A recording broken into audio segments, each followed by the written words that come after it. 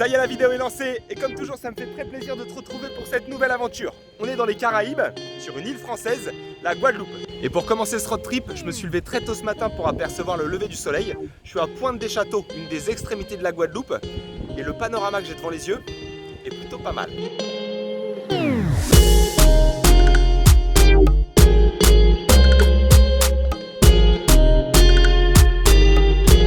Avec la douche Saint-François. C'est une piscine naturelle à même pas 5 minutes de voiture de là où on était et vous allez vite comprendre pourquoi on l'appelle la douche.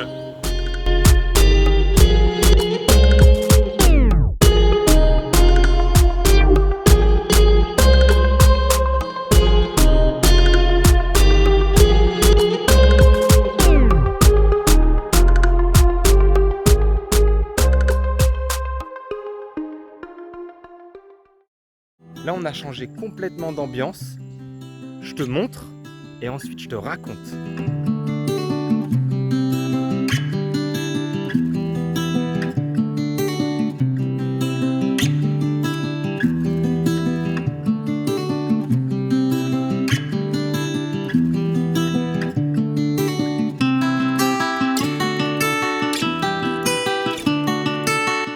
On se trouve dans une ancienne prison.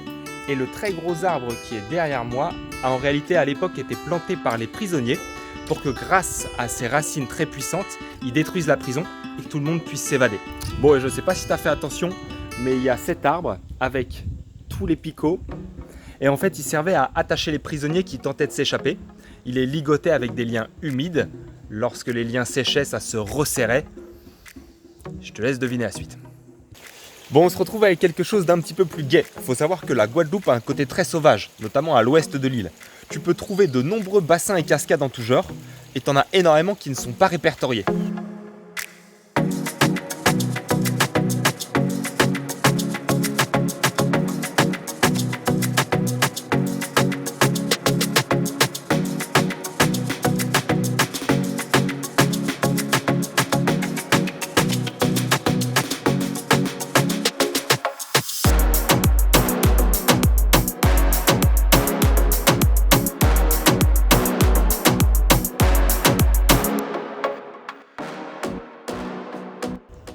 Aujourd'hui, excursion à la Journée. On va à Petite Terre.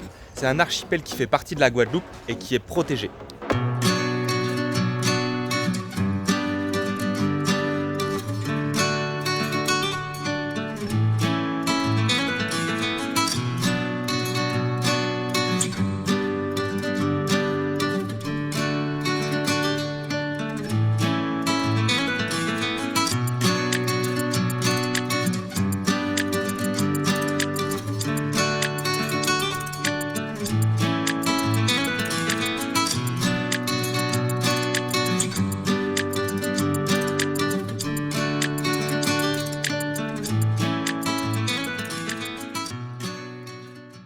Aujourd'hui, on fait la Soufrière, le volcan de la Guadeloupe.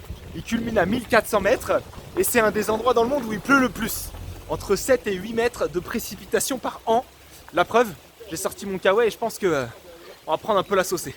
Bon bah j'ai déjà mis ma capuche parce que ça y est, vraiment il pleut. Surtout que là, on va pas faire le schéma classique sommet de la Soufrière avec chemin banalisé. On va bifurquer à la moitié pour aller voir l'épave d'un avion.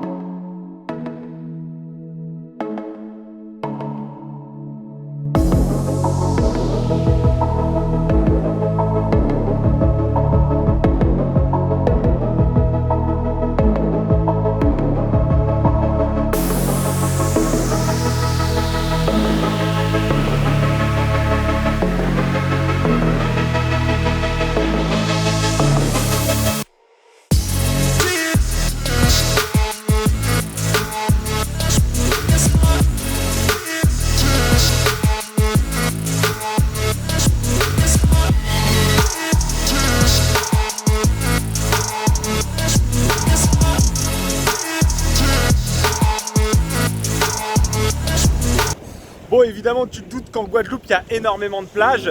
Tu as les plages de sable blanc avec l'eau turquoise. Celle-là, je te la montrerai tout à la fin de la vidéo.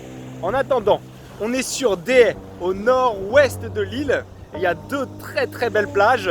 C'est ce que j'appelle des plages sauvages. Des grandes plages comme ça où il n'y a presque personne. Je trouve que ça fait très Robinson Crusoe, c'est le kiff.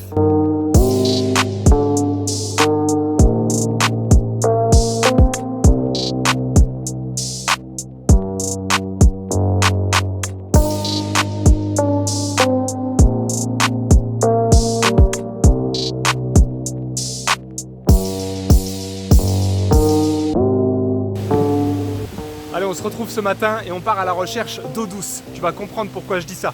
Christophe Colomb a amarré en Guadeloupe parce qu'il était à la recherche d'eau douce pour boire et il a vu au loin les chutes du Carbet, là où on se rend. La plus haute fait 115 mètres de haut. Nous, on se dirige vers la deuxième.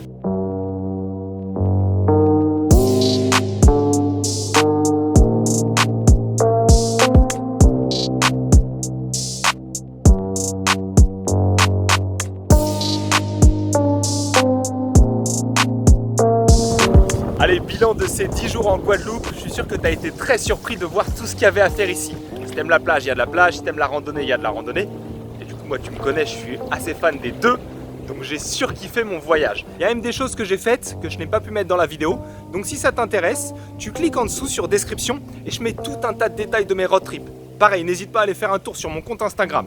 Et ça, comme toujours, si tu as kiffé la vidéo, tu n'hésites pas. Tu commentes, tu partages et tu t'abonnes. Je te dis à très vite pour des prochaines aventures.